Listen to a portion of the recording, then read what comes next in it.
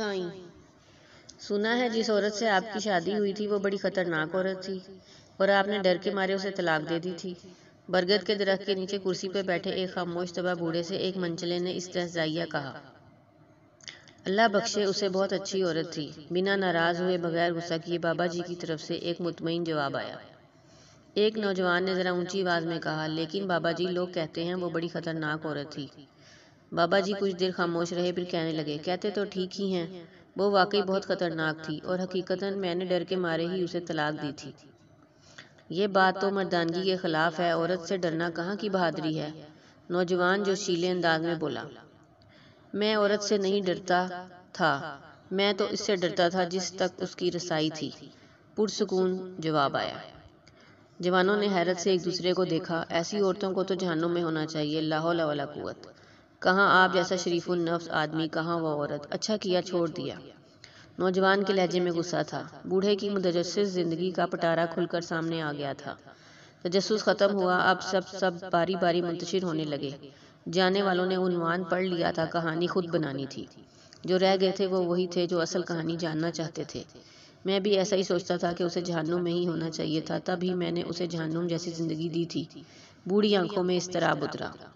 یہ تب کی بات ہے جب میں سرکار کے ہاں 1 روپیہ ماہوار پر ملازم ہوا۔ میری ماں چاہتی تھی کہ میری شادی ہو جائے۔ رشتہ ڈھونڈا گیا، ایک مونگ پھلی فروش کی بیٹی میری ماں کو پسند آئی، سلیقہ مند، خوبصورت اور ایک دم خاموش طبع۔ مجھے اس رشتے پر اعتراض تھا کہ وہ ایک مونگ پھلی بیچنے والے کی بیٹی ہے۔ مزدور کی اولاد کو پیٹ کی فکر رہتی ہے، تربیت کی نہیں۔ تربیت بڑے گھرانوں میں کی جاتی ہے جہاں افلاس آنکھوں کی روشنی چھیننے سے قاصر ہوتا ہے۔ وہ کیا تربیت دے گی میری اولاد کو؟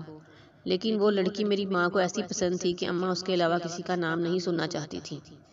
پھر وہ بیاہ کر میرے گھر آ گئی۔ رخصتی کے وقت اس کے باپ نے مجھے کہا، میری بیٹی سیدھی سادی ہے، اسے دنیا داری کا کوئی خاص پتہ نہیں، اگر کہیں کوئی چوک ہو جائے تو معاف کر دینا۔ یوں ہے بڑے دل والی، اپنے سائیں کو خوش رکھے گی۔ وہ بالکل ویسی ہی تھی جیسی میری ماں نے بتایا، سلیقہ مند، سگڑ اور تابعدار۔ باہر دوستوں کے ساتھ میری صحبت کوئی اچھی نہیں تھی۔ ملازمت کے اوقات میں کھانا گھر سے باہر کھاتا، دوستوں میں بیٹھا، رات گئے تک محفل چلتی، پھر گھر جاتا۔ وہ کیا کھاتی، کیا پیتی، کس حال میں رہتی تھی، مجھے کوئی پرواہ نہیں تھی۔ انہی دنوں میری ماں بھی دنیا سے رخصت ہو گئی تھی۔ ایک روز میں جوئے میں بھاری رقم ہار کر جب تھکا ہارا گھر آیا تو کہنے لگی، آپ تو کھانا باہر کھا لیتے ہیں، مجھے بھوک لگتی ہے، ہو سکے تو ایک ہی بار مہینے کا راشن ڈلوا دیا کیجیے، روز روز بازار سے خریداری کی صعوبت نہیں اٹھانی پڑے گی۔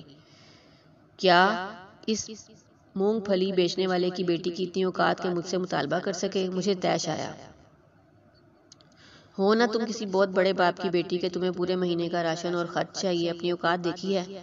غصے میں آ کر میں اس پر ہاتھ اٹھایا اور مغلظات بھی بکے۔ میں یہ نہیں سوچ سکا کہ آخر اسے زندہ رہنے کے لیے روٹی تو بہرحال چاہیے ہی تھی۔ وہ جسمانی اعتبار سے کافی کمزور تھی، مار برداشت نہیں کر سکتی تھی، پشیمانی تھی یا کیا وہ 2 دن تک بستر پر پڑی رہی۔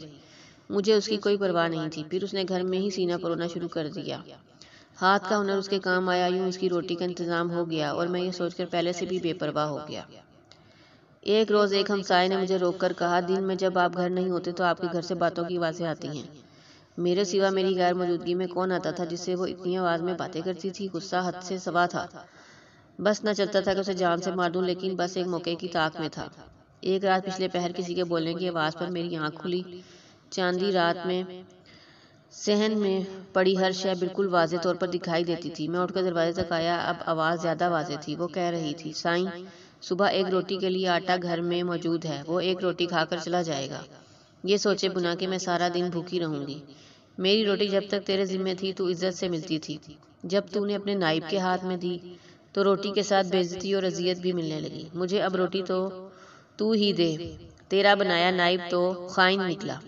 وہ میری شکایت کر رہی تھی، لیکن کس سے؟ کون تھا جو اسے روٹی دیتا تھا؟ مجھ سے بھی پہلے۔ میں نے باہر آ کر دیکھا، وہ صحن کے بیچ چارپائی پر بیٹھی خود سے باتیں کر رہی تھی۔ وہاں کوئی بھی نہ تھا۔ میرے پیروں تلے سے زمین نکل گئی۔ وہ خدا سے میری شکایت کر رہی تھی۔ وہ اس لمحے مجھے کوئی اور ہی مخلوق لگی۔ وہ بہت کم بولتی تھی، لیکن وہ کس کے ساتھ اتنا بولتی تھی آج مجھے سمجھ آ گیا تھا۔ وہ تو بہت بڑے باپ کی بیٹی تھی، کیسی عورت تھی جو افلاس کے ہوتے بھی خدا شناس تھی۔ میرا جسم خوف سے کانپ رہا تھا۔ دن چڑھتے ہی میں نے سامان باندھا اور اسے اس کے گھر چھوڑ آیا۔ سسر نے طلاق کی وجہ پوچھی تو میں نے ڈرتے ہوئے کہا، یہ بڑی خطرناک عورت ہے، بڑے دربار میں میری شکایتیں لگاتی ہے، مجھے ڈر ہے کہ بادشاہ کو کسی دن تاؤ آ گیا تو میرا حشر نہ کر دے۔ حقیقت یہ تھی کہ میں اس کے ساتھ انصاف نہیں کر سکا تھا۔ اس کا باپ گھر کی دہلیز پر کھڑا تھا، میرے پلٹنے پر کہنے لگا، میں نے تمہیں کہا بھی تھا کہ اسے دنیا داری نہیں آتی، وہ تو بس سائیں کو خوش رکھنا جانتی ہے، اس کی مراد خدا سے تھی اور میں خود کو سمجھا تھا۔ جب میں واپس گھر آیا تو مجھ پر انکشاف ہوا کہ رات اس نے یہی تو مانگا تھا، جو خود مجھے روٹی دے تو خود مجھے روٹی دے، تیرا نائب تو خائن نکلا، اور آج نان نفقے کا اختیار مجھ سے چھین لیا گیا تھا۔ میں بے تحاشا رویا، اس کا سائیں بہت بڑا تھا، اس کی رسائی جس تک تھی وہ تو 2 جہانوں کا رب تھا، وہ جس کی ایک روٹی مجھ پر بھاری تھی وہ اس کے لیے کیا نہیں کر سکتا تھا۔ میں واقعی ڈر گیا تھا، میں آج بھی ڈرتا ہوں، کہیں میرے حق میں اس نے کوئی بد دعا نہ کر دی ہو۔ ٹھیک کہتے ہیں لوگ، کہاں میں کہاں وہ، بوڑھی آنکھوں میں نمی اتری۔ میں کور چشم اسے پہچان نہ سکا۔ میں نہیں ڈرتا تھا، حالانکہ ڈرنا چاہیے تھا، اس کے سائیں نے تو پہلے ہی کہہ دیا تھا کہ عورتوں کے معاملے میں خدا سے ڈرو۔ کاوش اچھی لگی ہو تو سبسکرائب کریں، شکریہ۔